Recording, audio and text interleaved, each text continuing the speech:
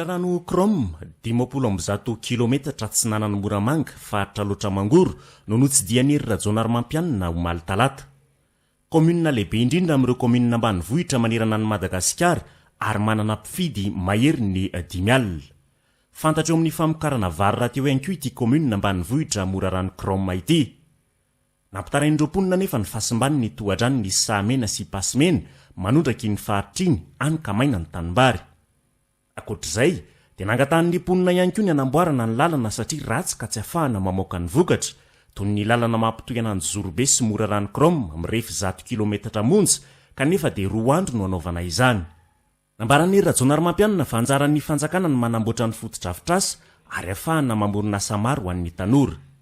Ahafahana mampitombo ny vokatra ihany koa ny fanamboarana fotodrafitrasa ary iverina hanondrana vary indray Madagasikara ho izy rehefa lany filohan'ny Repoblika ny tenany. Tsy maintsy ampiana anareo ny fitoram-panjakana dia anampy anareo anao barazy hitarika iny rano iny aty amin'ny taninareo zany ny fotodrafitrasa lehibe izay tiany fitoram-panjakana tiako atao eto aminareo. Rehefa mitombo ny vokatra eto amintsika dia iverina lehe ampy ny ara-tsakafo isika ary mbola hanondrana isika ary tadidia tsara fa nareo dia tsanaka dia nalaza mihitsy tamin'izany makaliko zany ahondratsika ny velany zany teny mitady azany topilasy vavy ao ny fambolena ihany anaovana barazy ihany fa hitondrana masombolo zany anampiana amin'ny lafiny zesika ampiana amin'ny lafiny fitaovana zany mbe tsy maintsy anampiany fitoram-panjakana anareo ary rehefa manao izany fitoram-panjakana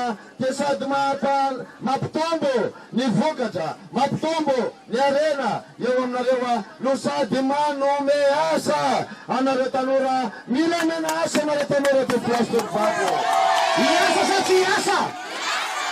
Nambaran'ny rajonarymampianina ary fa matoky 100 ny mponiny Morarano ny tenany amin'ny 25 Oktobra ho avy zao.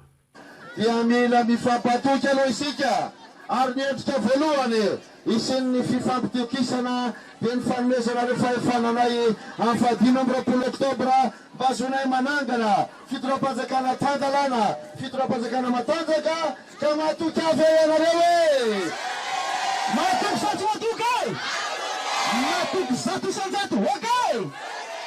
Androany kosindray dia ny komuniny Tanambe Aparafaravolo ary Ambatondrazaka no tsidia ny hery rajonarymampianina.